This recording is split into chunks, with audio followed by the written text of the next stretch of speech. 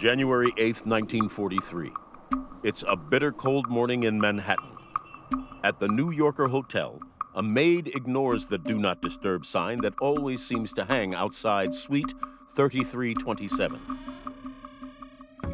Inside, she makes a grim discovery. The lifeless body of the man who'd lived in these rooms for years. World-famous inventor, Nikola Tesla, dead at the age of 86. The cause of death was later determined to have been a blood clot in his heart, but because of the Do Not Disturb sign, no one had entered the room for several days after his death. A life that begins on July 10th, 1856, in a small rural village in what is now Croatia. There's family legend that Tesla was born during a lightning storm, and that this provides a powerful explanation for why later in life he would be so infatuated with electricity. From a very early age, people recognized that he was different. He was a genius, and in particular, he was a whiz when it came to matters of science. Tesla hones these skills as a student at the Imperial Royal Technical College in Austria, where he focuses on experiments with electricity. At the time, the emerging electric power industry is experiencing growing pains. By the 1870s, electricity is powering streetlights in some cities, but it has problems. It's prone to outages and sometimes even explosions. By 1880, Thomas Edison's light bulb comes out, and that makes lighting using electricity a lot safer, but the infrastructure for illuminating huge city blocks is just not there yet. After finishing his education, 26-year-old Tesla works for 2 years in Paris at the Continental Edison Company. Then moves to New York City in 1884, where he continues to work for Edison. New York and New Jersey are where all of the great experiments about electricity are being conducted. So it's the perfect place for him to go to play out his destiny. The problem is he has a pretty significant disagreement with Thomas Edison. Edison is clinging to the idea of power distribution through the use of direct current. Tesla is working toward a better way for transmitting electrical power. This idea that he has come up with himself of the alternating current. As direct current is transmitted, it very quickly loses all of its power. We would have to have an electrical transmission station every mile. We would have more electrical transmission stations than gas stations. The system that Tesla ultimately develops, alternating current, is something that over great distances does not lose its intensity. Frustrated by his conflict with Edison, Tesla quits after 6 months to start his own company. There's now this competition between Edison's DC direct current system, backed by J.P. Morgan, versus Tesla and his AC system, or alternating current, and he's backed by the Westinghouse Company. The bitter rivalry becomes known as the War of the Currents. The big prize that they're both going for in 1893 is the opening of the Chicago World's Fair. It's announced beforehand that the World's Fair is going to be illuminated by 100,000 incandescent light bulbs. The question is, whose system is going to power it? The side that gets the contract is likely to be the one that provides power to America's cities. Ultimately, it is Westinghouse and Tesla who win the contract. And when President Grover Cleveland presses the button, 100,000 bulbs light up. It is an amazing display of electrical power. By the early 1900s, AC systems are the standard for electric grids. So this means that Tesla essentially won the war of the currents. He's set up to be one of the most successful inventors of all time.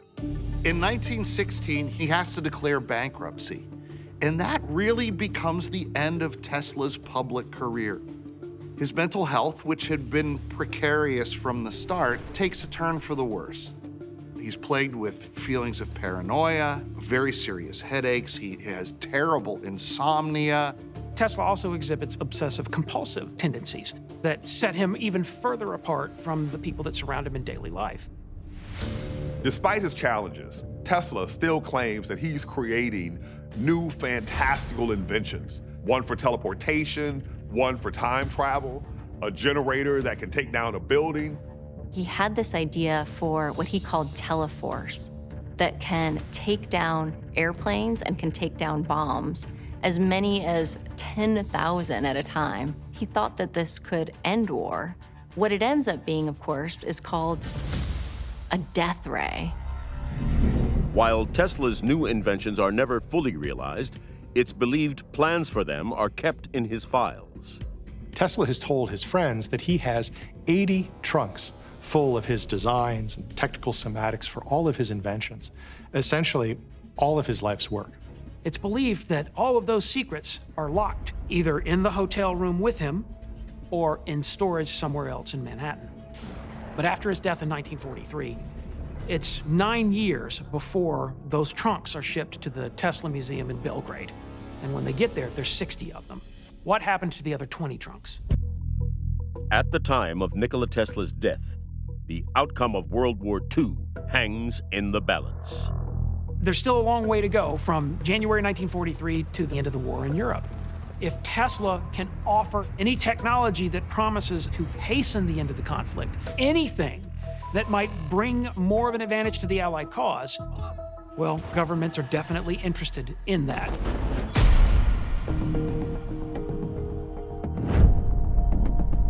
Although we might not know exactly what happened to some of this material, some of this played out in the public as a matter of public record, because 2 days after his death, some of the property that was at other hotels across Manhattan was seized under the Alien Properties Act. This is an act that was created during the First World War to seize assets belonging to foreign nationals of enemy nations in the United States. Why the Office of Alien Property would be called upon to dispose of Tesla's materials is mysterious, given that Tesla was an American citizen. Even the Office of Alien Property isn't sure that this is really within their sphere of jurisdiction. The government's explanation is that this is done to prevent material from falling in the hands of Sava Kasanovich, someone who was known to be working for a foreign government that had contact with the Soviet Union. J. Edgar Hoover, as the head of the FBI, could justify anything if it served the greater interests of preventing it from falling into the hands of the communists. Because Sava was not an American citizen, it was feared that this material would be turned over to the Soviet Union. And this is something that the United States simply could not allow to happen. The FBI even suggested that Sava Kasanovich could be arrested for burglary for getting into Tesla's safe. But ultimately, the FBI just doesn't have enough on him to arrest Kasanovich. But they're still concerned about what he might do with his uncle's documents. The U.S. government assigns an expert to analyze the seized Tesla files. The United States government hired MIT Dr. John G. Trump, who is an expert in electronics. Trump spent 2 days going through the material that was only found in Tesla's room. Afterwards, he wrote a memo stating nothing of it was of scientific interest. Now, many experts have questioned that any scientist could, after just 2 days, go through all of Tesla's papers and come to this conclusion. To those who might be conspiratorially minded, this sounds like a smokescreen, now doesn't it? Because it sounds like exactly what you would say if you suddenly were delivered this motherlode of incredibly important, innovative technology. You would, of course, then go, oh, nothing practical can be found here. There's a belief that the US government actually found usable technology that was in the Tesla files, and that material, transmitted forward through the decades into the late 1980s, became the foundation for what was ultimately termed the Strategic Defense Initiative. Also known as Star Wars, it was a weapons system that could intercept incoming Soviet missiles and hit them with beams that could knock them out of the sky, something Tesla experts see as similar to Tesla's death ray. We know that the US government took and still has many of Tesla's files. In 2016, about 250 pages of Tesla's files were declassified, but that's really just a drop in the bucket compared to what was there.